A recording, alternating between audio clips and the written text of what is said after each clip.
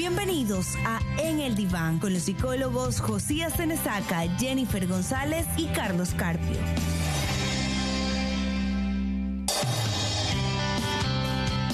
Hola, muy buenas tardes a todos, bienvenidos un nuevo martes, un nuevo programa más aquí en El Diván. Muy contentos de poder compartir con todos ustedes. Tenemos pues un tema muy interesante como siempre y mucho espacio para las preguntas y comentarios que ustedes deseen hacer. Tienen la cajita de comentarios, pueden lanzarnos sus preguntas. Estamos prestos a responderlas y también a generar un debate muy interesante aquí entre todos, todas y todes. Le doy paso a mis compañeros. Comenzamos con Jennifer. Hola, muy buenas tardes. Encantados nuevamente de estar aquí con ustedes. Otro martes en El Diván. Y bueno, tenemos un temazo, el trauma y sus efectos. Carlos, ¿qué te parece el tema? Hola a todos, todas y todes. Es un temazo porque nos incumbe a todos y a todas. Todos hemos pasado por trauma, vamos a ver qué es el trauma, cómo funciona y luego también qué hacer, por supuesto. Muy bien, y les recordamos también nuestras redes sociales. Nos pueden seguir por @enel.diván por Instagram y también en El Diván Ecuador por Facebook, y también vamos a crear un canal en YouTube para que nos puedan ver, porque nos dicen muchos, queremos ver los reprises del programa. ¿Dónde veo el video? Búscame en Facebook ahí. Sí. No. Bueno, nos van a contar en El Diván Ecuador también en YouTube para que puedan ver los programas. ¿Y cuáles son tus redes para que te puedan seguir, Jennifer? Búsquenme como Jennifer González, psicóloga clínica, en Instagram y en Facebook. ¿Tu cuenta, Carlos? Yo sí, Carlos Carpio, sí, de psicólogo, ¿no? Carlos Carpio ahí en Instagram.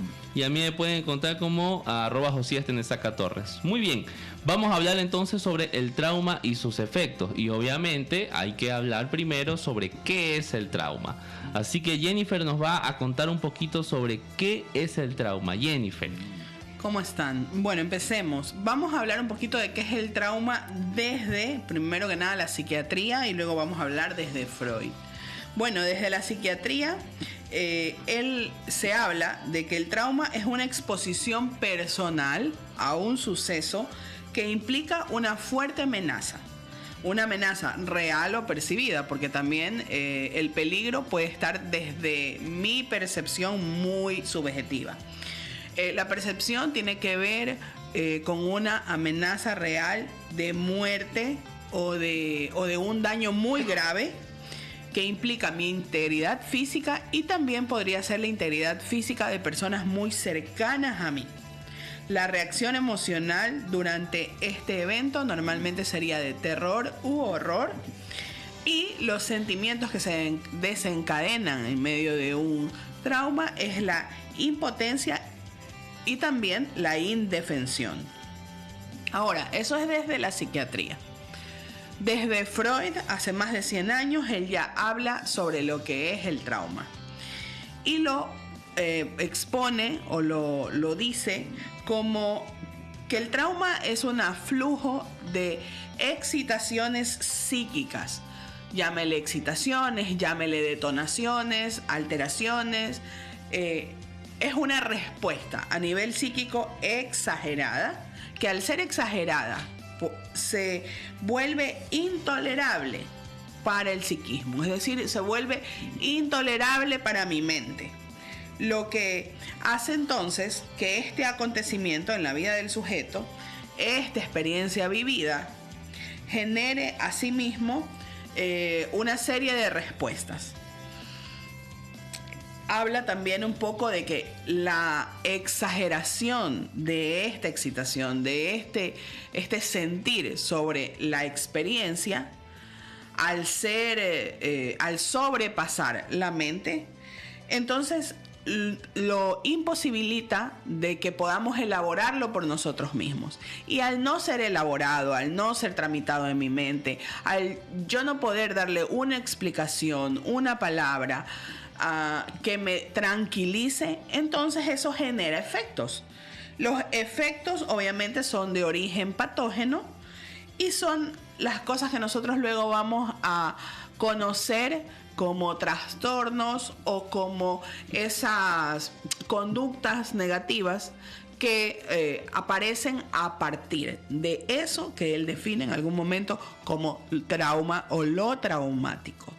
Desde ahí podemos partir con el tema de hoy.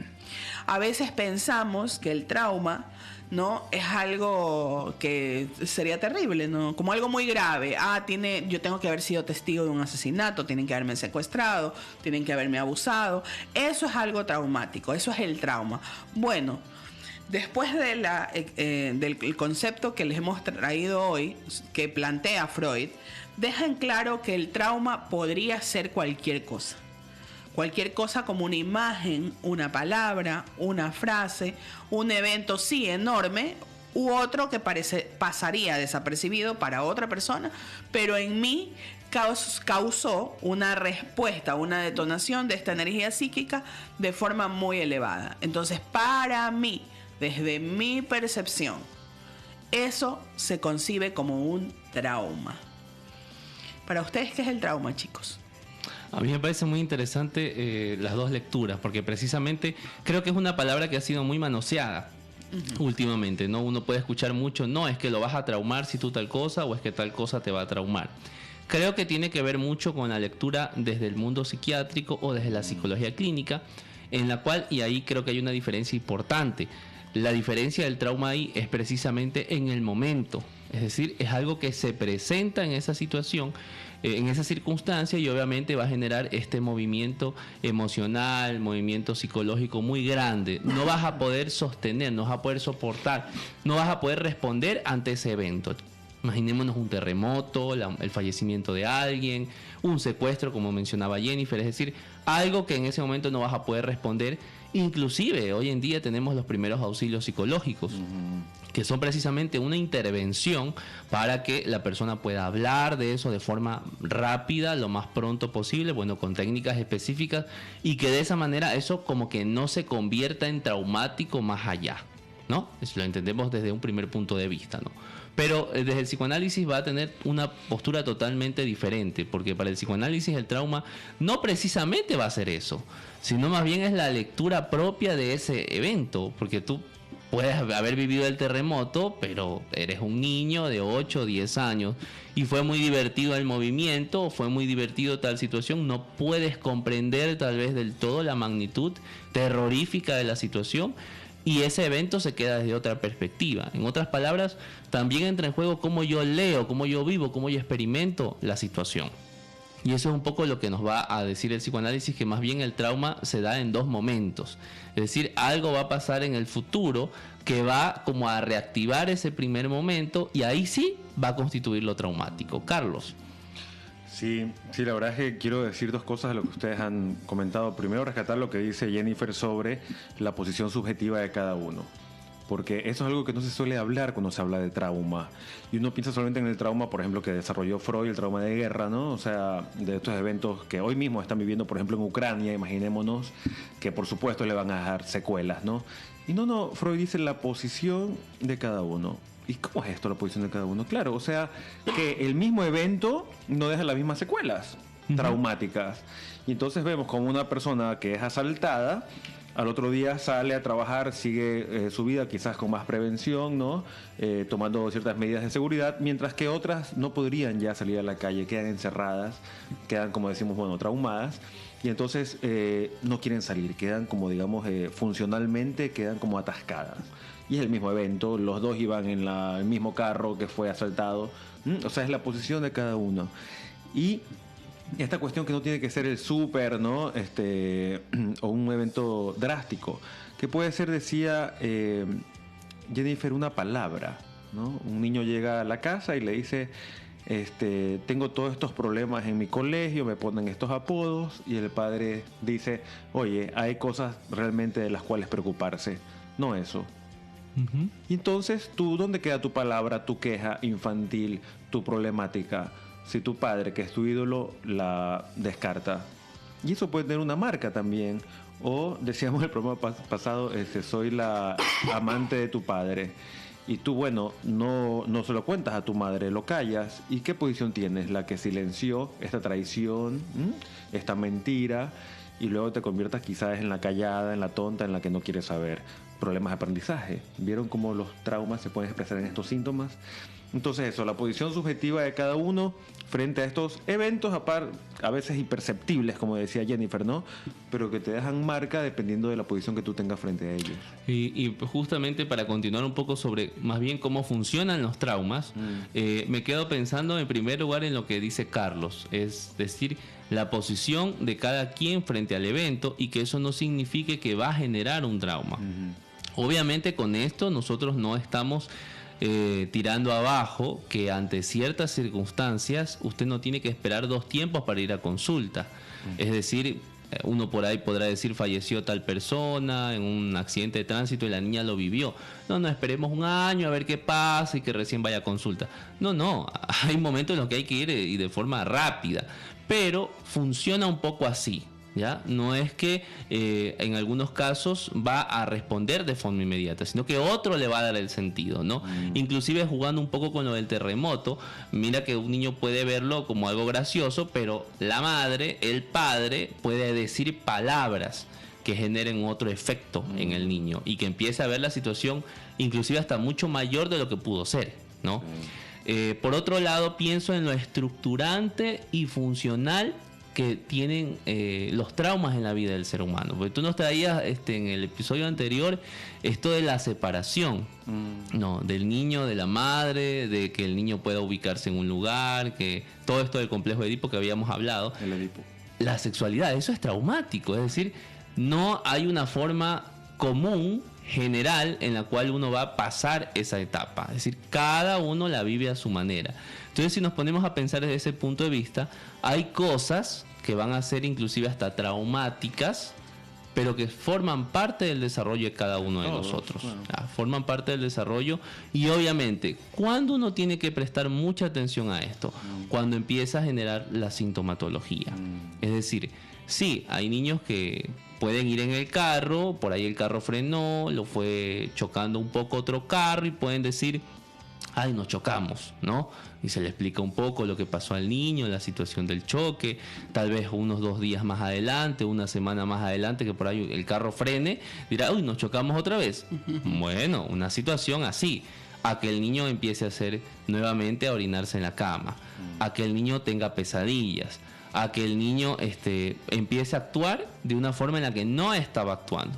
O sea, ahí más bien nos damos cuenta de que algo se presentó y que generó esta activación, este movimiento de lo traumático que estamos conversando, y ahí hay que prestar mucha atención, porque muchas personas van a dejar esto de lado, van a mirar a otro lado, van a hacerse la vista gorda y van a dejar que el niño se instale en esa situación, que es un poco lo que pasa cuando recibimos pacientes y nos dicen, es que ya desde el año pasado está así, ¿no? Ya es una situación muy extensa.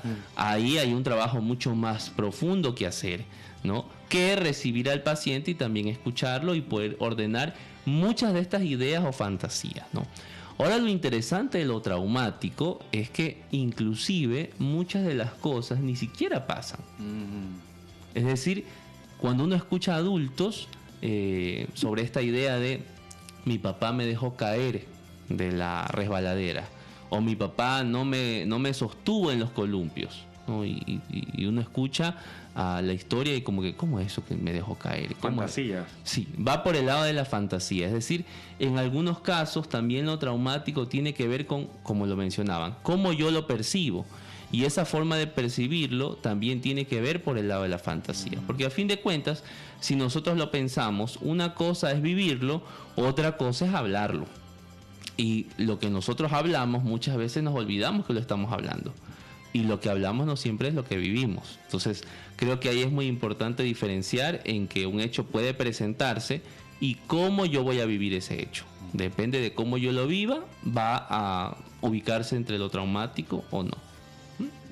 Cuéntanos, Jennifer, ¿qué piensas?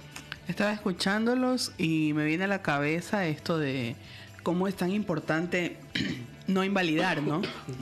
Hoy en día se habla mucho... Perdón.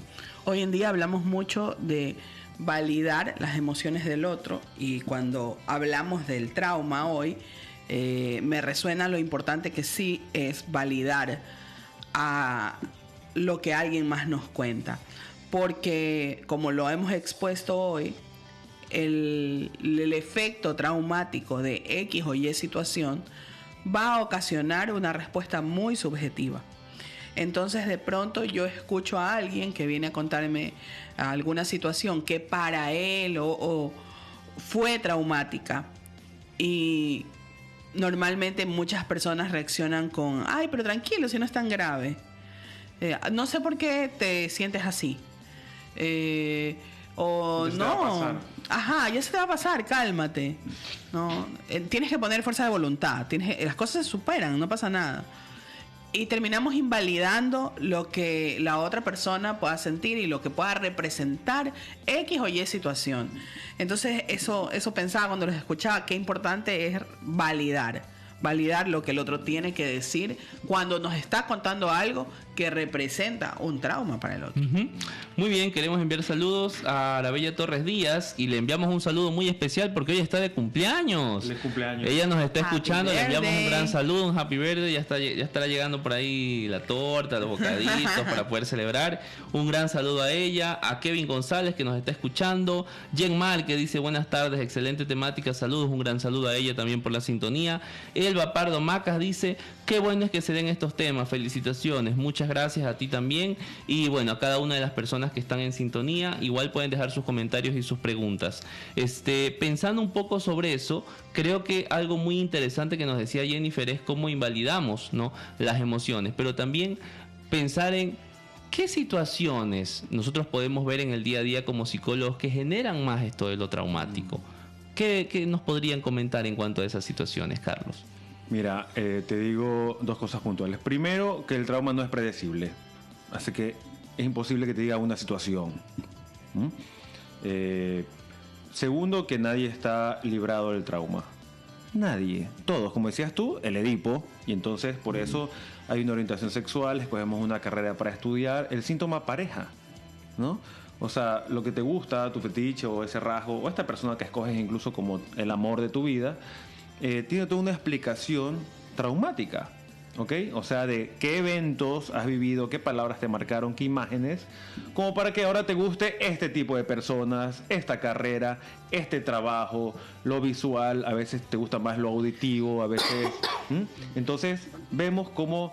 y no es predecible porque el mismo quizá evento sexual a veces, de abuso que se suele hablar como traumático, el mismo evento de este freno del carro que decía Josías, o como decía este psicoanalista Basol cuando pasó esto en el metro, ¿no? Que bueno, no es el metro, sí es el metro. En España. En España, y decía él que los pacientes le comienzan a hablar de yo le iba a ceder el puesto a esta señora.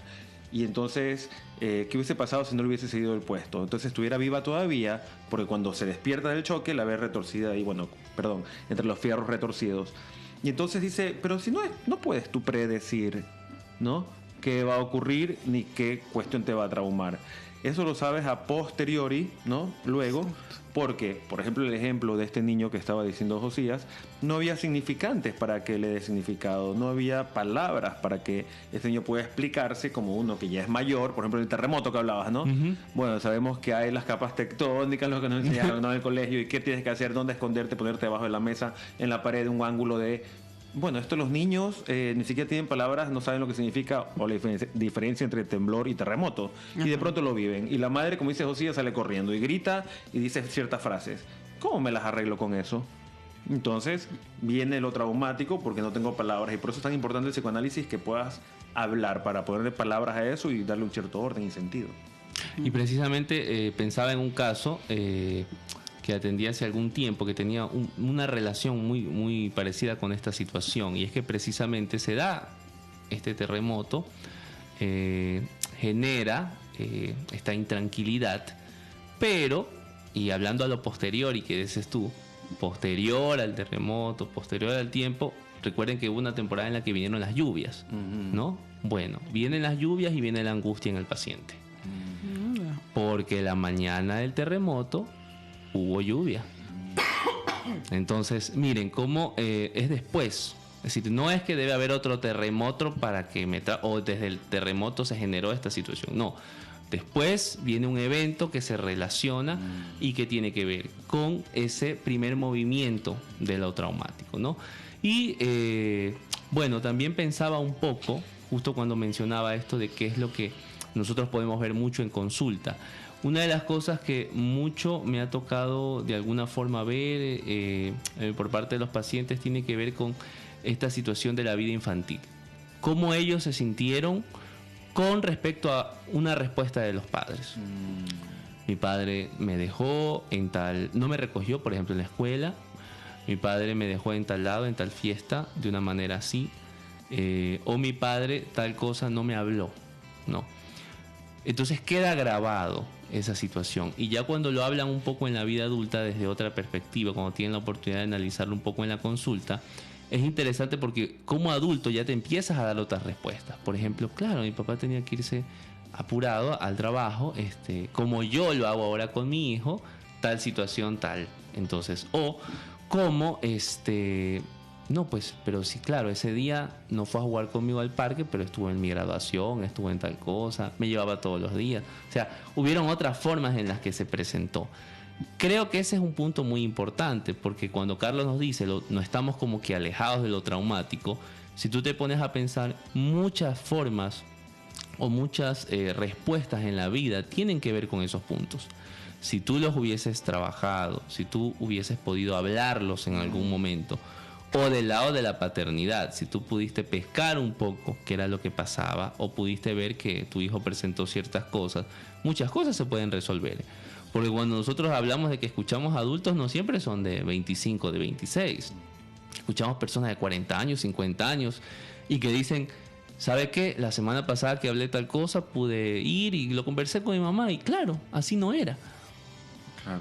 Pero hubieron 20 o 30 años en los que estuvo esa idea impregnada en la cabeza y que les inclusive hasta les pudo generar un rencor o que les llevó a otro punto en su vida. Y te construyeron así. Y que no tenía nada que ver con esa experiencia que, bueno, determina muchas cosas. No pensaba un poco en eso cuando hablábamos de, claro, cómo uno termina viendo la vida desde una perspectiva muy particular y que a veces lo traumático no es tan traumático, ¿no?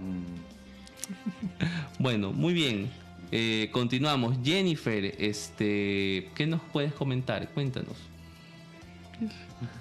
Estaba pensando en los traumas. Ah, sí. Estaba pensando. De todos. Ajá, No siempre te interrogas tú mismo, claro. Me empiezo a cuestionar sobre Mis traumas. A ver, mis traumas. Y es súper chistoso como algo que ustedes dicen, algo que no era tan grave, uno lo toma como, qué terrible. Yo recuerdo que era pequeña, confesiones de un minuto. Confesiones de un minuto. Yo tendría como unos 8 años y para la gente que está en el ámbito camaronero hay un momento de la marea que ellos llaman quiebra. Entonces es como que baja un poco, no me acuerdo cómo es. Ajá, ya están en quiebra. Entonces escuché en la casa de mi abuela, había una reunión familiar y escucho a mi papá decirle a mi abuelo, y estaban otros tíos, le dicen: no papá, es que estamos en quiebra en este momento. Yo recuerdo que fue un impacto para mi cabeza y pasé muchos días angustiada. Y no le preguntaba a nadie, pero yo decía quiebra, seguramente lo escuché en la televisión o se lo escuché a alguien, yo no sé dónde lo escucharía. Pero quiebra para mí era nos quedamos sin nada. Claro. Entonces yo estuve callada mucho tiempo con esa idea de ¿qué está pasando y qué nos está pasando? Entonces hasta que me animo y le pregunto a mi papá: ¿por qué estamos en quiebra? ¿Qué pasó? O sea, ¿dónde vamos a vivir? Y mi papá era como: ¿de qué estás hablando? Yo: no, es que yo te escuché que tú decías que estábamos en quiebra. ¿Y tú qué preguntaste? Ajá, yo por lo menos pregunté. Entonces él se rió mucho y me explicó y me dijo: no, estábamos hablando de otra cosa, pero tú ¿por qué no has preguntado? Y porque eso fue una conversación que fue hace días y es que yo estaba asustada, yo ya lloraba, ¿no? Entonces, como algo es, ahí hablamos me resuena lo que Freud dice, que este trauma también tiene que ver con la percepción, esta amenaza, ¿no? Esta amenaza en ocasiones es real, pero también en ocasiones es solo la percepción. Para mí era una amenaza, para mí, para toda mi familia. O sea, nos quedamos sin nada, ¿dónde vamos a vivir? Porque están diciéndonos que estamos en quiebra, ¿A dónde nos vamos ahora? Jennifer, es que con este ejemplo que tú pones, todos nuestra teleescucha iba a decir, no, entendemos lo que es trauma. Entonces te quedas te como, marca.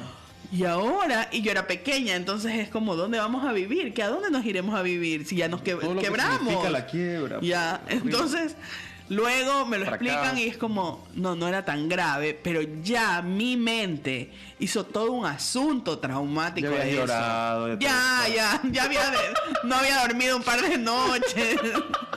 Imaginaba dónde íbamos a ir. Ya, entonces es un poco eso.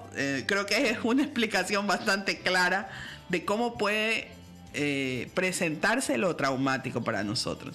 Entonces, después de esta confesión de 1 minuto, me imagino que todos ustedes saben que tienen 1001 traumas. Se tienen que haber. En este momento se les han revelado todos los traumas habidos y por haber. Claro, hay algunos que lo pueden identificar, hay otros que no lo saben y que está presente. Claro. ¿No? Que es como que la parte también que uno ve repetirse, ¿no? Y que no te das cuenta y que otro más bien te señala, oye, mira tal cosa, siempre que pasa tal situación tú te portas así.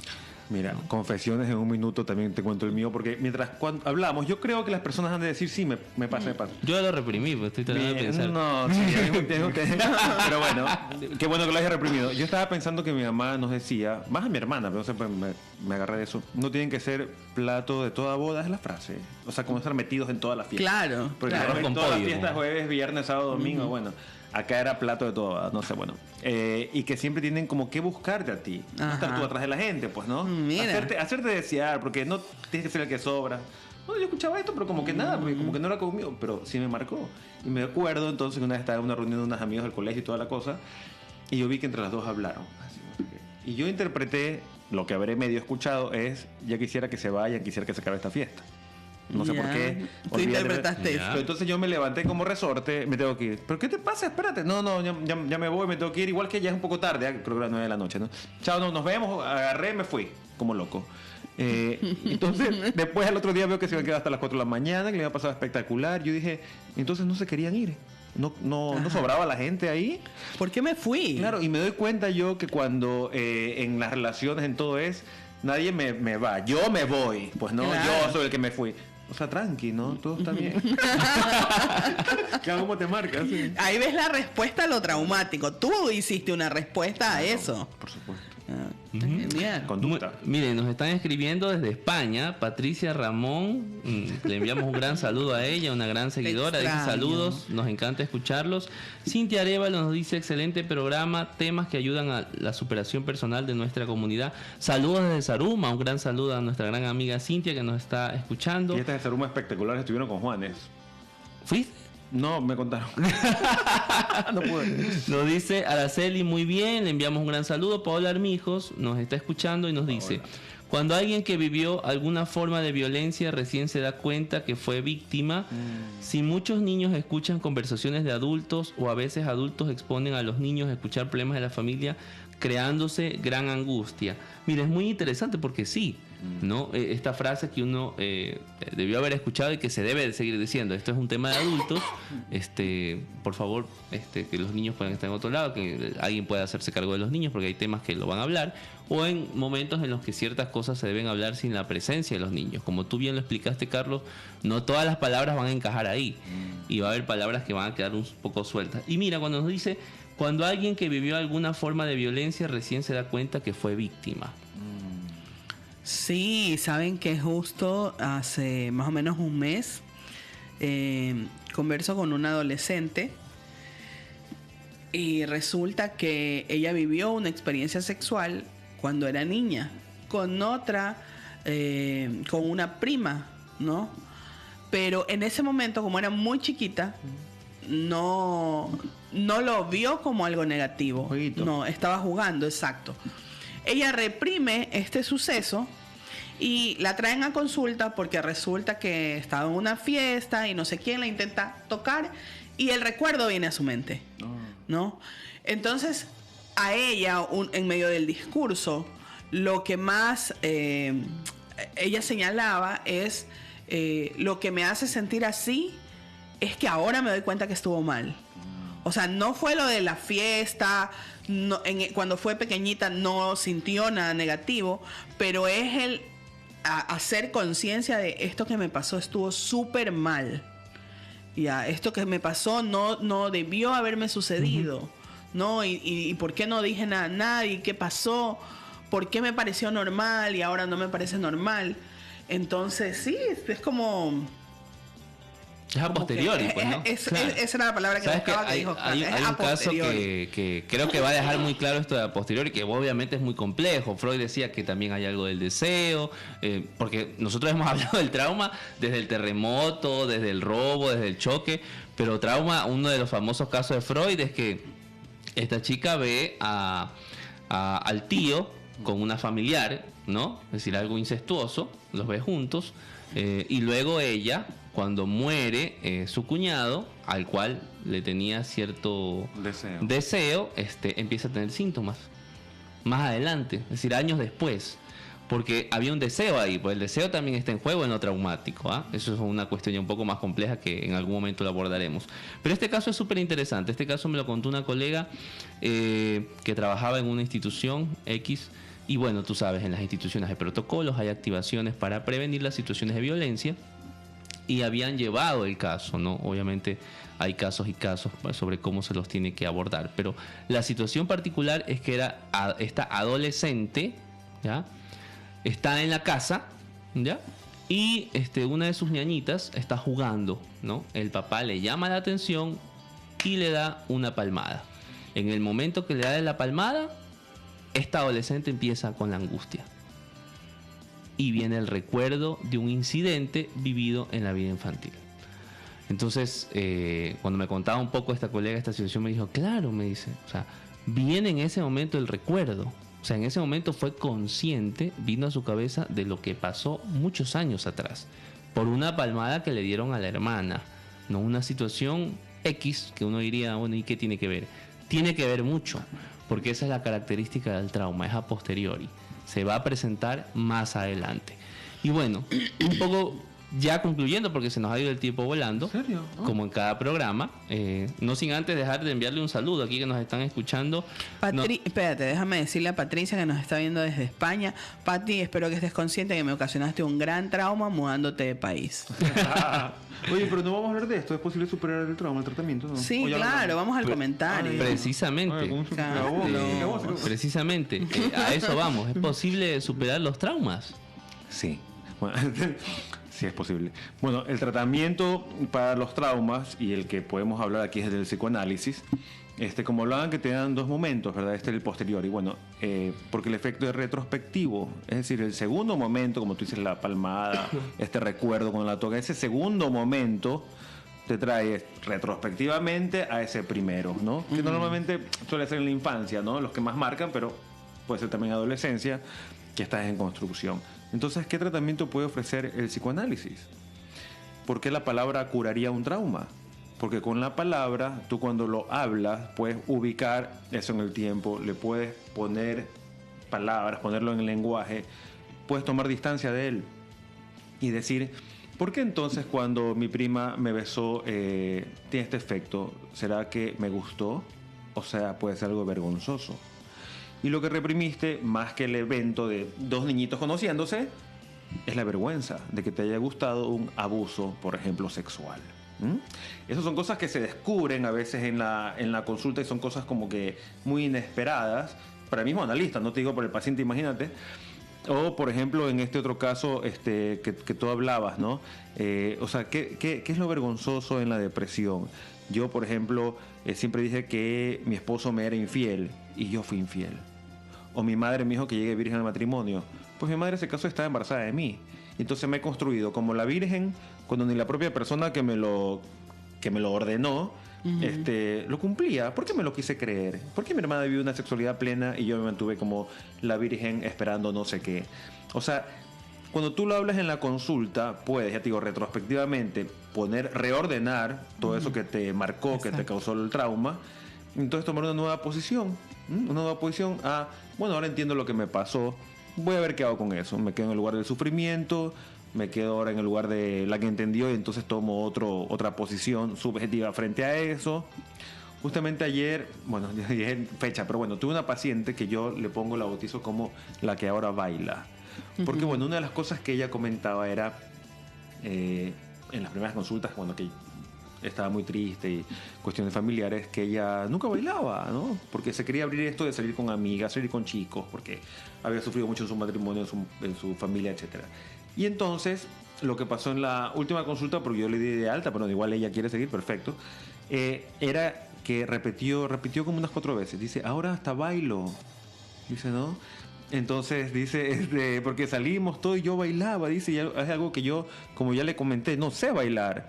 Y bailo, me paro y comienzo a bailar y saco a bailar. Dice, eso es, dice, el tratamiento en psicoanálisis. O sea, que antes sufría por algo y ahora hasta bailo. Claro. Esa es la cura en análisis del trauma. No eres otra persona, no es que ahora te olvidaste, nunca te pasó eso, olvídate. No, es agarrarlo, como decías tú, sacarle todo de adentro, y entonces ahora sí poder tú controlarlo, ¿no? No sufrir. Uh-huh. Me pongo a pensar mucho en lo que tú dices, en el sentido de que algunas palabras le van a dar otro efecto, pero que nuestros oyentes también tengan en cuenta que esto no es una intervención de una sesión en muchos casos. O sea, hay situaciones que van a llevar un tiempo. Escuchaba un podcast donde hablaba de que una de las grandes herramientas que deben tener los analistas es la paciencia. Porque obviamente uno se da cuenta de ciertas cosas que están ahí con letras grandes y gigantes, que uno quisiese decirle, oiga, eso no lo haga porque usted sí lo sigue haciendo. Pero es el paciente el que tiene que darle ese sentido, en el tiempo en que él considere también. Y eso tiene su tiempo. Eso dura, ¿no? Y algunos pacientes no quieren mucho del todo, van cambiando citas, reagendando, es decir, hay algunas cosas que se van a ir presentando, pero mira tú cómo cuando se hace un trabajo le da la oportunidad, y creo que esa es la palabra clave en el tratamiento, la oportunidad de hacer algo, porque no siempre la tienes. En muchos tratamientos no la vas a tener una imposición, vas a tener un debería. Tienes que ser feliz, tienes que casarte, tienes que... Acá es la oportunidad de que usted construya, de que usted delimite ahí, ¿no? Muy bien. El tiempo se nos va, nos quedan para ir cerrando nuestras impresiones finales sobre precisamente lo que nos trae Carlos, que es como que va por el lado del tratamiento, y también pensar un poco cómo hacer desde nuestra perspectiva con lo traumático. Jennifer. Bueno, yo creo que Carlos lo dejó muy claro, ¿no?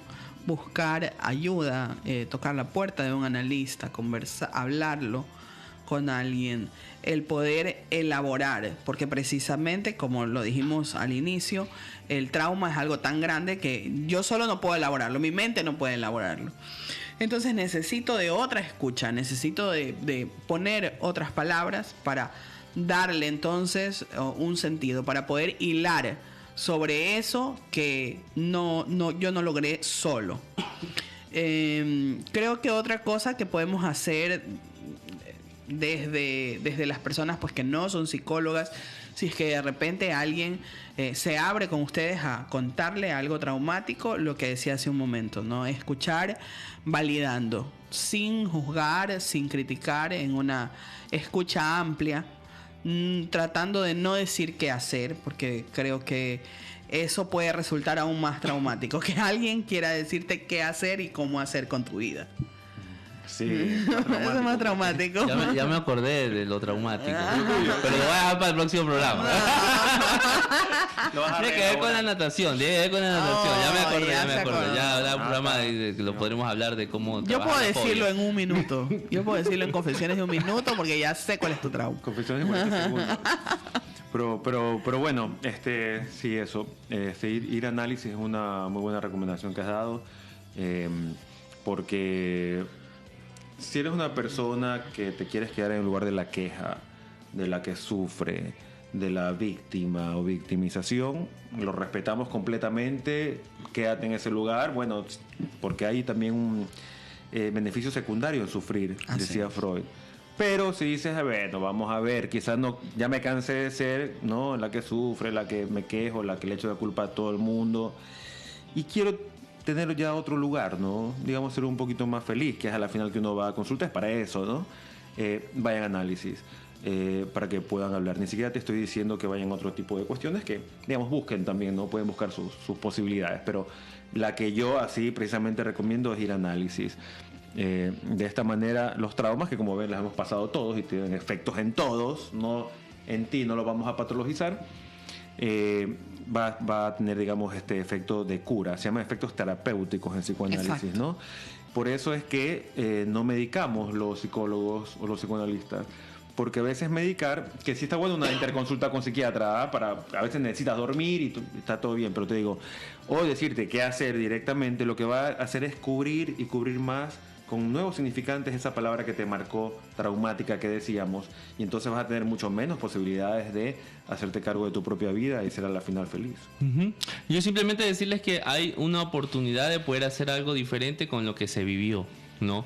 Y creo que ese es el espacio de la terapia, precisamente poder darle un nuevo sentido a aquello que en este momento me está afectando y que en este momento está haciendo de mi vida un sufrir. Ese nuevo sentido conlleva un trabajo, así que eso corresponde de que hay que ir a consulta, hay que tener también algunas sesiones y bueno, darse el tiempo, porque yo siempre le digo a mis pacientes, el tiempo de consulta es para usted. Exacto. Es el tiempo que tal vez no se lo da fuera del consultorio y bueno, es un espacio para poderlo trabajar. Ha sido un programa muy interesante. Súper. Les pedimos que qué temas les gustaría escuchar, lo puedan poner en las cajitas de comentarios. A mí me han llegado algunos mensajes, ya lo vamos a hablar aquí el equipo de producción y nos estaremos viendo el próximo martes. Un gran abrazo a todos, cuídense.